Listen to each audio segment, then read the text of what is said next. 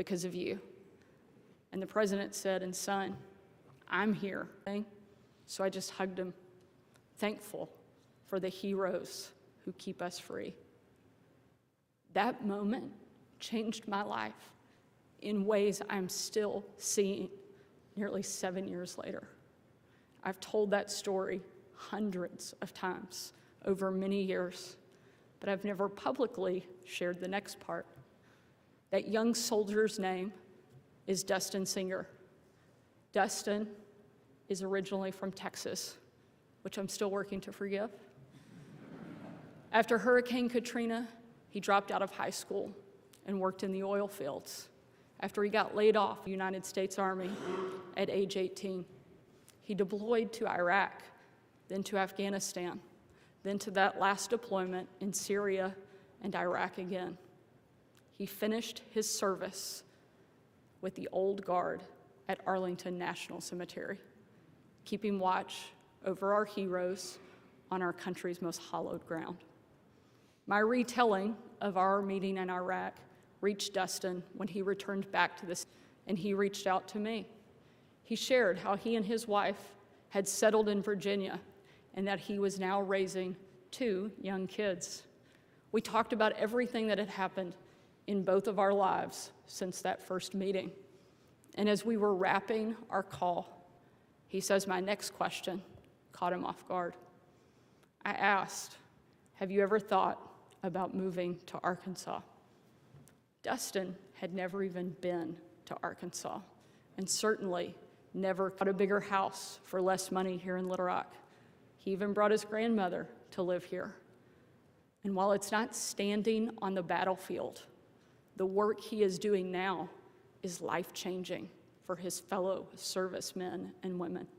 He personally talks to dozens and dozens of veterans a week, telling them all the reasons they should move to Arkansas like he did.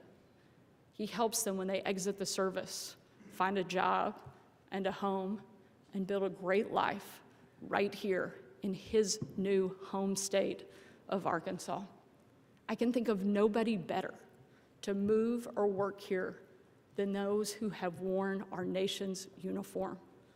In just 1 year, the program that he helps run has become so successful that we're expanding it to help even more of our great veterans call Arkansas home. One of the men Dustin recently talked to is Mason Bennett, who served with Dustin at Arlington National Cemetery. When Mason left he also moved to Virginia. He got a job, but the cost of living was astronomical. So he moved to Alabama. The cost of living was low, but he couldn't find a job. So Mason got in touch with his old friend Dustin, told him he needed help. He said he was really looking for a job that could pay him $30,000. Dustin replied, how does $57,000 sound? On a Monday, Mason flew into Little Rock, and on Tuesday, he was hired at the Arkansas Department of Corrections to work as a corporal at the Wrightsville unit. Mason likes his job and the fact that he's able to continue to serve his community. But moving to Arkansas was about much more than that. So much that his mom and dad are moving here next year too. And when asked why, he said, because the American dream is alive and it's in Arkansas. That's incredible. Our nation has unfortunately lost more than 50,000 veterans to suicide since 9/11. That's more than 10 times the number killed in Iraq, Afghanistan, and the war on terror combined. That's unacceptable. And in Arkansas, we're fixing it.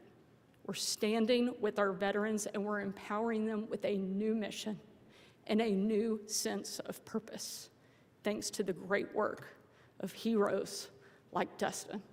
Dustin and Mason are here with us today. And as governor, I proudly say to you both, welcome home. We are forever grateful for your selfless, heroic service to our nation. Thank you.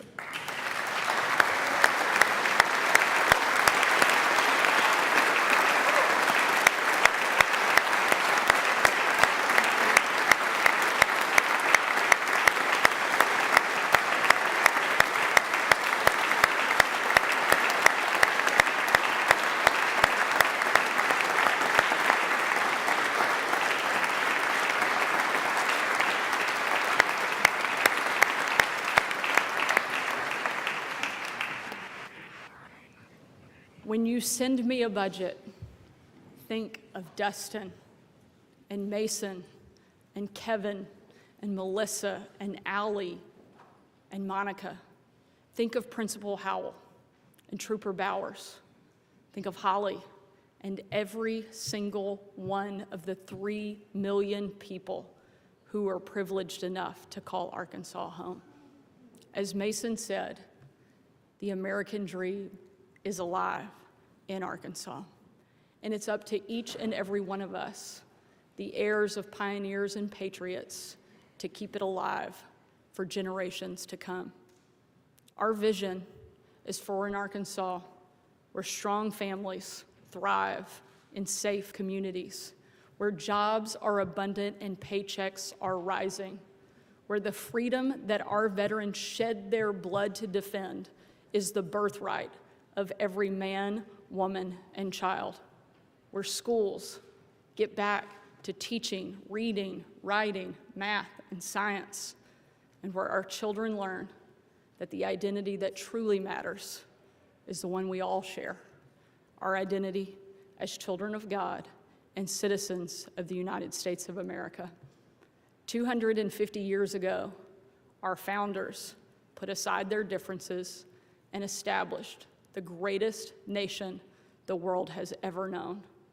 This session, let us remember the lessons of that founding generation and build a state that honors their legacy and stands strong and free for 250 years to come. May God bless you, and may God bless the great state of Arkansas. Thank you.